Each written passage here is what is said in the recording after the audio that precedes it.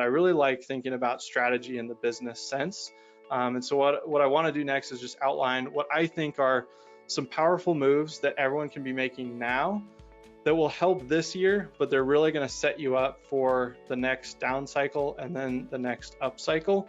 And I think when things are good and demand is high, this is the best time to be proactive about thinking about these things. So the first is backlog.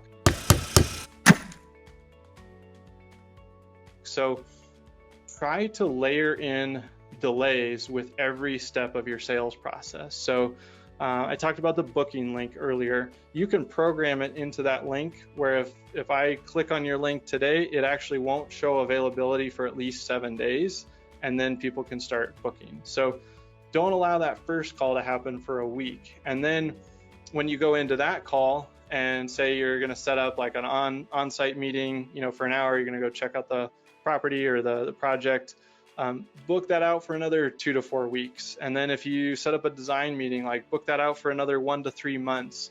And I would let people know about the timelines in the pre-qualification call. Like, hey, if we do this meeting, then you're looking at this far out for the next and this far out for the next. But if you pair that with taking deposits at each one of these stages, you've got people committed financially and also on the calendar. And so that can really start to build out a really nice backlog.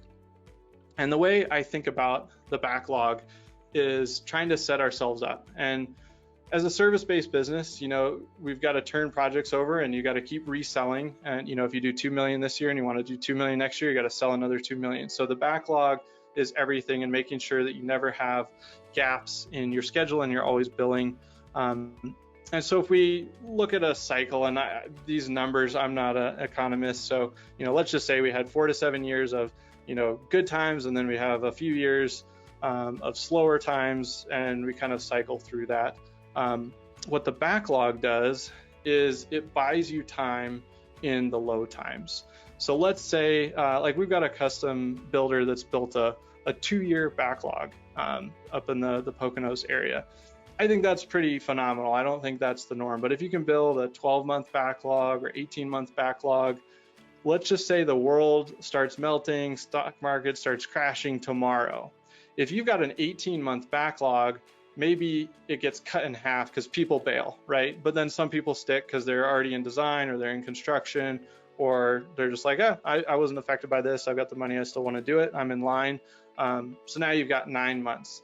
That's 9 months that you can run during the slow or tough times, but you're still running at full capacity. And that also buys you 9 months to figure out, okay, how can I, continue to get projects? So maybe you can tack on another 3, and you get a year into the slow time when you've been running pretty heavy. So that's why I think building the backlog and actively thinking about how can I extend this as far as possible right now while we're busy is so important.